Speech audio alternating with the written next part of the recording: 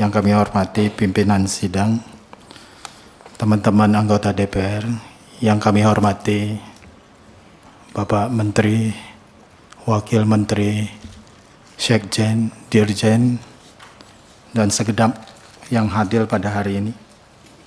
Pertama, menyampaikan selamat kepada Pak Menteri yang dipercaya oleh Presiden Republik Indonesia sebagai Kepala Badan Industri Mineral. Berarti tambah jabatan, tambah kepercayaan, dan tidak heran angka kita, Pak Menteri, Kementerian Dikti-Saintek dapat tambahan 5,5 triliun. Selamat, ini kepercayaan. Kalau minta tambahan 5,9 mungkin masih bisa dapat karena disayang, Pak. Hebat ini di Kementerian Dikti-Saintek ini. Wakil Menteri Mbak Stella dapat juga. Dia wakil menteri, dia dapat jadi komisaris PT Pertamina. Berarti gajinya lumayan tuh. Ya. Kalau kami wakil rakyat selalu dihujat dia, disorot. Dari rumah jadi nggak punya rumah sekarang. Pak Menteri, karena itu kami wakil rakyat, kami harus menyampaikan apa yang tuntutan daripada rakyat kepada kami. Pertama, berita baik yang kami terima bahwa tahun ini anggaran pendidikan menjadi 757,8 triliun dari 690 triliun.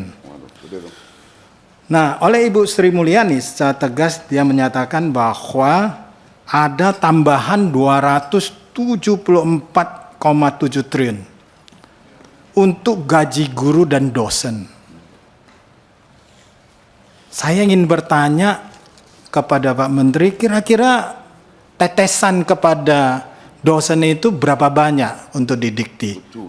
Cucurannya itu. Kucuran. Iya. Kira-kira berapa? Karena dia ada kenaikan. Yang kedua, yang kami ingin pertanyakan adalah tentang anggaran bantuan kepada PTS. Hari ini jumlah mahasiswa kita menurut PD Dikti 28 Agustus 2024, jumlah mahasiswa kita adalah 9.963.672 dengan dosen 303.067.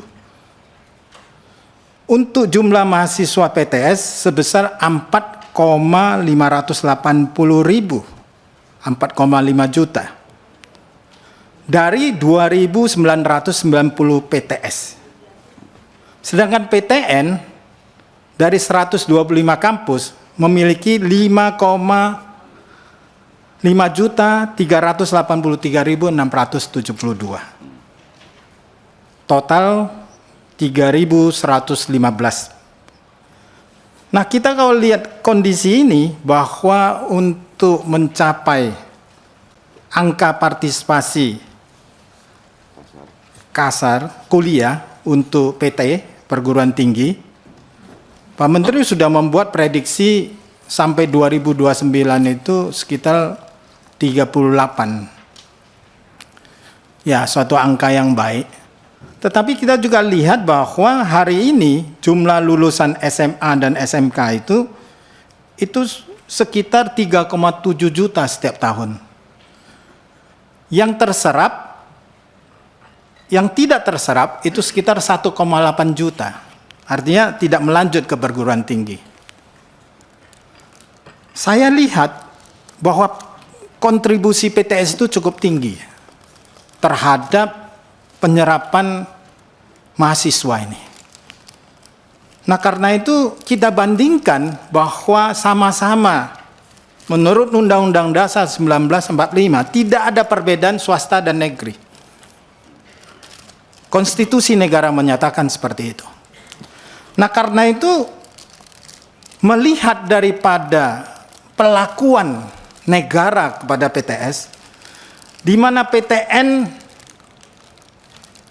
mendapat BOPTN, bantuan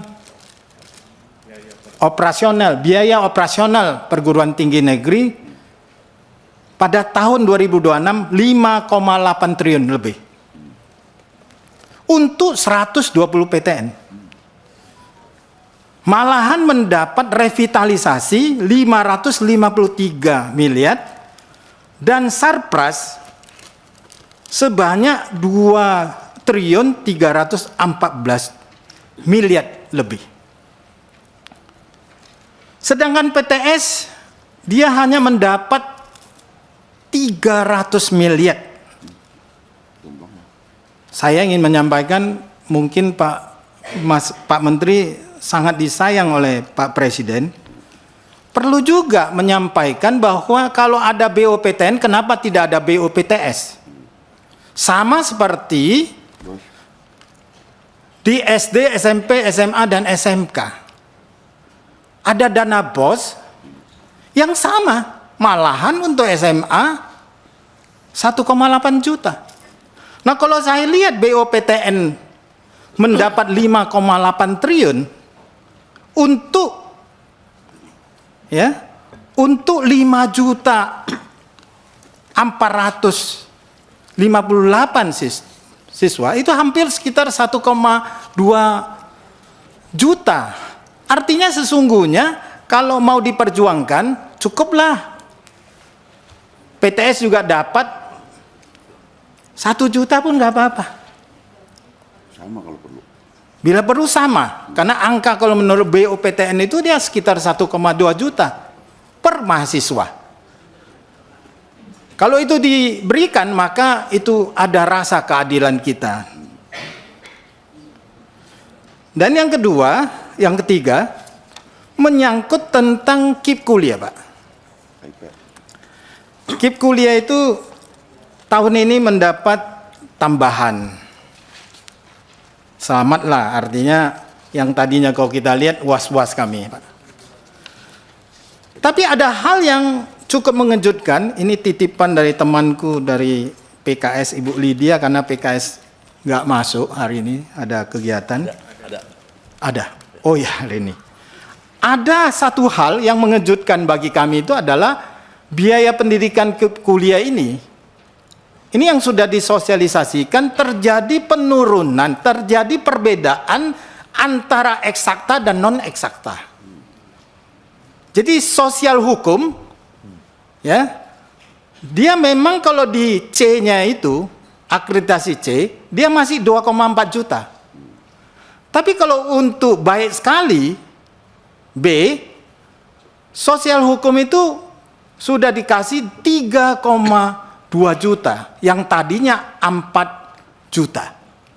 Artinya terjadi penurunan, terjadi diskriminasi antara eksakta dan non-eksakta. Ini bisa menimbulkan kecemburuan dan mungkin kemarahan, Pak Menteri.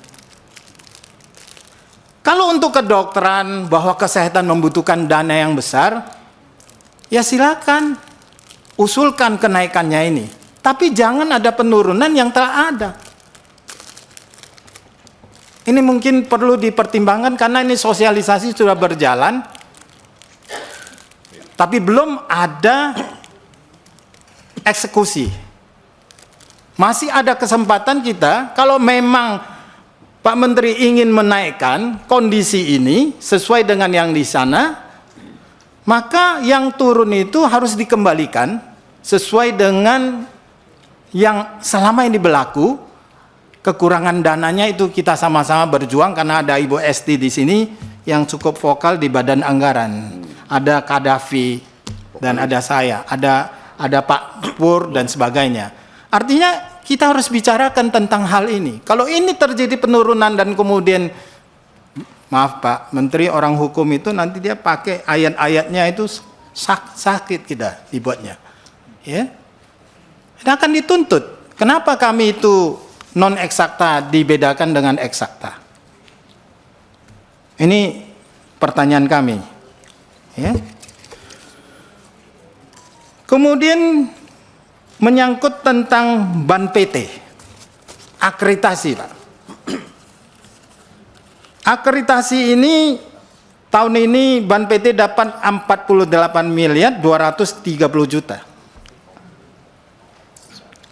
Untuk 1.730 prodi atau universitas.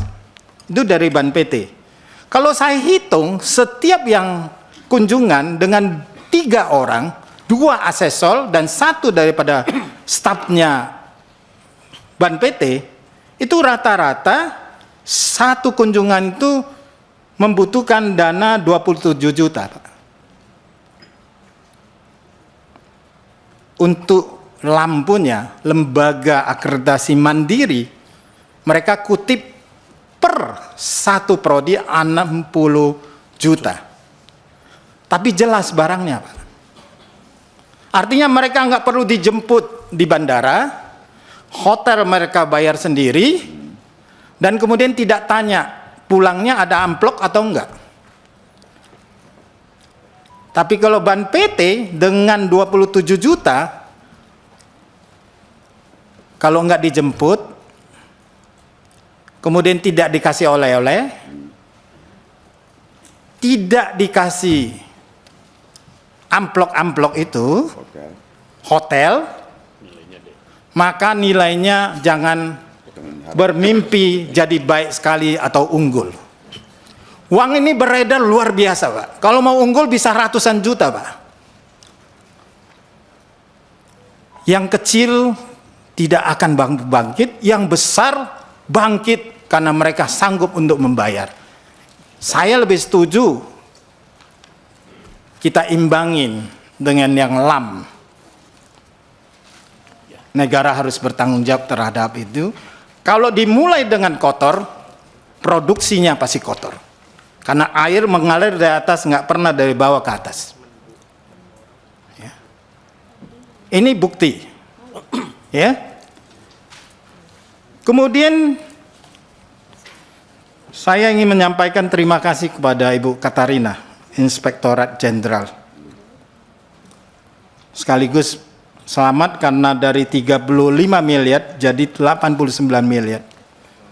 Saya terima kasih karena Ibu Katarina gerak cepat bersama Pak Sekjen. Anak buahnya itu datang ke kampus-kampus memeriksa yang aneh-aneh. Swasta nggak pernah ambil uang negara, tapi kepingin lihat pembukuannya. Aneh kan, Pak? Aneh. Ya? Cari banyak masalah. Kenapa kau bisa dapat KIP kuliah dan sebagainya? Nah, untung Ibu Katarina segera ya minta dia dijemput tuh. Dijemput pakai mobil, diantar dan sebagainya. Untung Ibu Katarina langsung stop, lari terbirik-birik. Jadi harus dibersihkan. Kalau inspektorat mendapat dana yang besar, tambahan, silakan bersihkan. Ya, jangan anak buahnya main-main di bawah-bawah itu, gitu. Ya, hari ini, Pak, hari ini BPK, Badan Pemeriksa Keuangan, sedang berada di Sumatera Utara, memeriksa akreditasi. Pak Dirjen tahu, Pak Khairul tahu, bahwa mereka minta izin kepada Dirjen Dikti untuk turun kerjaan Ban PT tersebut. Ya. Ini beberapa masukan dengan harapan bahwa kita mendapat menteri yang brilian, yang hebat, yang disayang oleh Presiden. Saya berharap kita mulai, Pak. Saya dukung, fraksi PDI Perjuangan mendukung sepenuhnya Pak Menteri untuk melakukan pembersihan dan peningkatan mutu, kualitas, serta memperjuangkan keadilan bagi PTN dan PTS. Sekian dan terima kasih. Wassalamualaikum warahmatullahi wabarakatuh.